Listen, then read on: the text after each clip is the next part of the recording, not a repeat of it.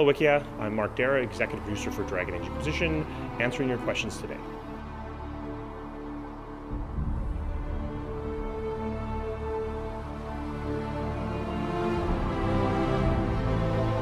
So in Dragon Age Inquisition, we wanted to move to a more realistic interaction with your followers. This means we don't show you your current state of approval with them as a numerical value. When you interact with them in your base, they will react to you and talk to you in a way that reflects their current state. So you'll be able to kind of judge how they're feeling about you.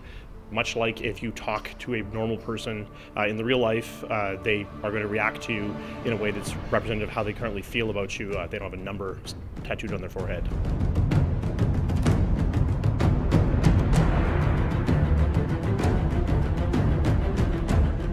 So this Dragon Age Inquisition has the deepest crafting that we've ever done. You'll be able to pick up various schematics that you use to build the equipment, weapons, and armor that you want to. The stats that come out of that are going to come both from the schematic and also from the specific materials you put in there. So if you put something like Dragon Bone into an armor, that's going to give you significantly different stats compared to something like planar, like iron.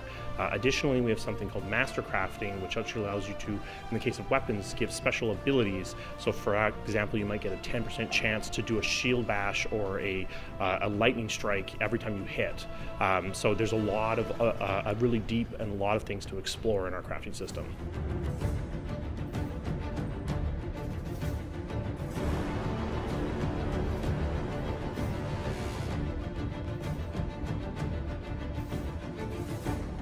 Frostbite is an amazing engine. It lets us do things that we simply could not do in the game before now.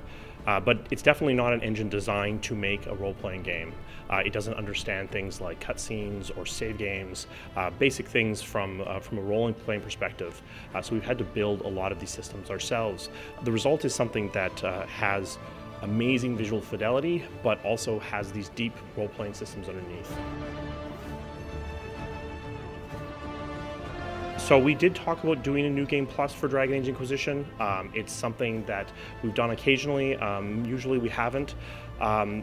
In this case, because of the open world nature of the story, we decided it was more important to allow the game to continue after the campaign ended, and given the choice between those two options, we decided that was more important. Certainly, New Game Plus is a good feature. We're just not doing it in this case.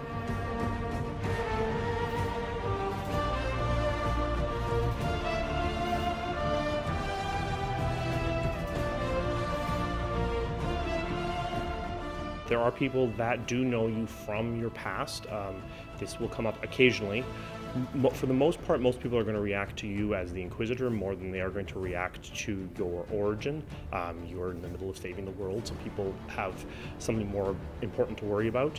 However, yes, there are people that are deeply affected by your race, either positively or negatively, or deeply affected by the fact that you're a mage. So these sorts of things will affect the story and will come up throughout the game.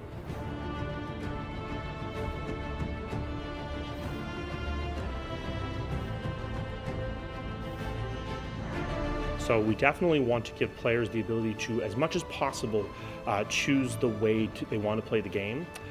Ultimately, the final, at least for if you win the game, the final state is going to be the same from a primary perspective. You're going to defeat the bad guy, stop the major threat. It's the nuance within that changes. So that's where we get that subtlety, where there are things and choices that are really important to your character, to the protagonist of this game, that we store and reflect. But in future games, we will still reflect them, but it's not as important. One of the advantages we get by changing protagonists each game is the ability to have the history self-heal to a certain degree. The person that the Grey Warden romance in Dragon Age Origins, while very important to the Grey Warden, is less important to the Inquisitor by Dragon Age Inquisition.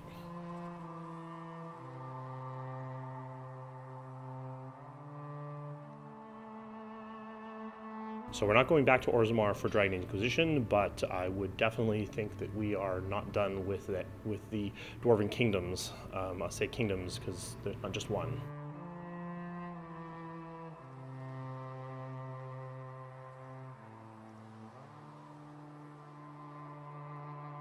There are two things that actually directly answer this question.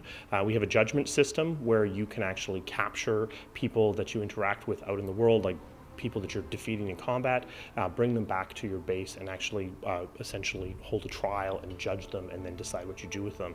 Additionally, with several of your followers, you can tell them not to join your party. You can, and with some of them, you can just say, "I'm done with you, get out of here." So in terms of how early does it appear, well, I guess the very first follower you get after the first 3, you can tell to leave your site and never return. So pretty early.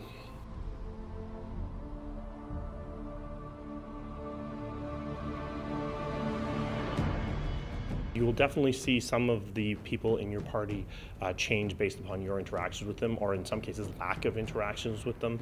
Some people will get so upset with you that in some cases they will just leave the party completely.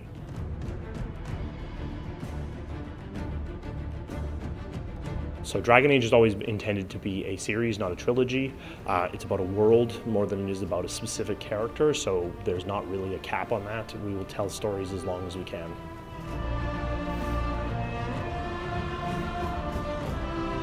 At the moment, no. Dragon Age Keep is designed to be an online feature.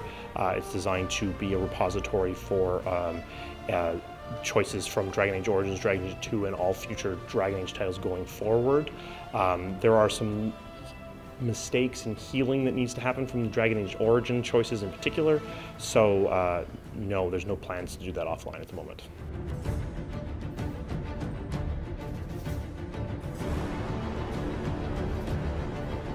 Believe it or not, we actually did talk about doing that for both the Skyhold outfits and also the outfit you wear to the ball. That's simply just a matter of time and resource allocation.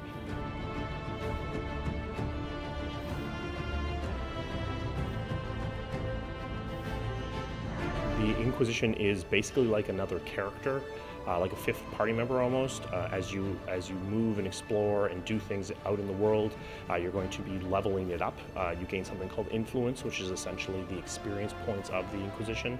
As it gains levels, you get perks, which are things that the Inquisition can do back at you. These are things like special tailoring to let you carry more equipment, or advanced libraries that get you more XP from codex entries. So it does change, and ultimately the power of the Inquisition is how you advance the story. You're using it as a tool to smash down doors or get invitations to the right parties, or assassinate the right people. So it is definitely changing and evolving over the course of the game.